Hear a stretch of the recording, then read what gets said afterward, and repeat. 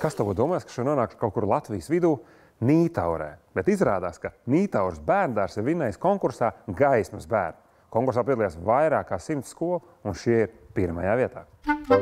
Ja gribi cilvēkam ko iemācīt, nevajag kavēties. Jo jaunāks cilvēks, jo vieglāk ko apgūt. Paši zināt, bērni ievēro un apgūst visu uzreiz. Tāpēc arī tāda atsaucība CSDD rīkotajā konkursā Gaismas bērni. 140 bērndārs visā Latvijā atsaucās aicinājumam piedalīties konkursā, kur bērniem pašiem sadarbībā ar pieaugušiem vajadzēja izgatavot idejas atstarojošam apģērbam vai vestēm. Braucām, meklējām pa pilsētām, šeit pat Nītauras aptiekā varēja lentītes iegādāties. Tad viena mamma caur savu mammu dabūja lentīti. Visādi mums gāja, bet dabujām. Bērni, tie, kas bija pašlīmējošās lentītes, tās viņi varēja pielīmēt paši. Demonstrēja tērpus paši. Tad mēs norunājām bērniem, ko mēs liksim tajos atstarotājās, un tad nolēmām, ka tas būs Zīļuks, mūsu grupas talismans.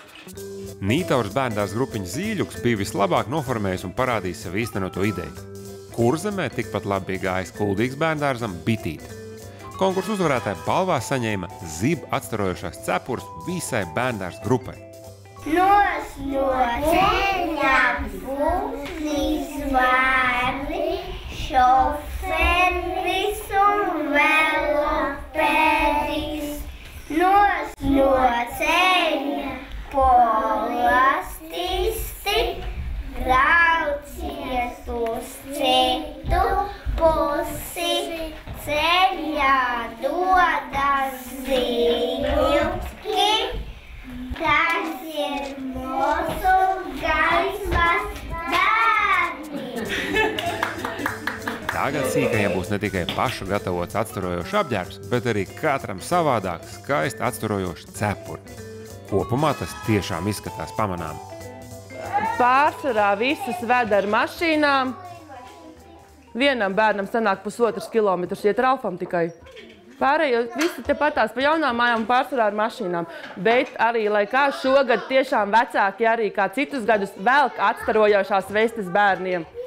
Tomēr, jā, mainījusies. Un arī pieaugušie, ja paskatās, vairāk staigā ar atstarojošām vestēm.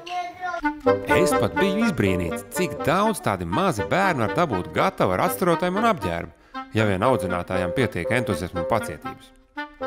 Tas, ka daudz bija darījuši bērni paši, bija redzams. Gan pēc naivajiem un jaukajiem zīmējumiem uz jakām, gan pēc tā, ka bērni tiešām tur tiek mācīti. Sīkie bez lielas prasīšanas bija ar mieru mums gan noskaitīt dzejoli par došanos ceļā, gan padejot, ja jau onkuļu tantes vēlas. Kā jau teicu, bērnībā visu vieglāk iemācīties. Atcerieties to, kad runāsiet ar saviem bērniem.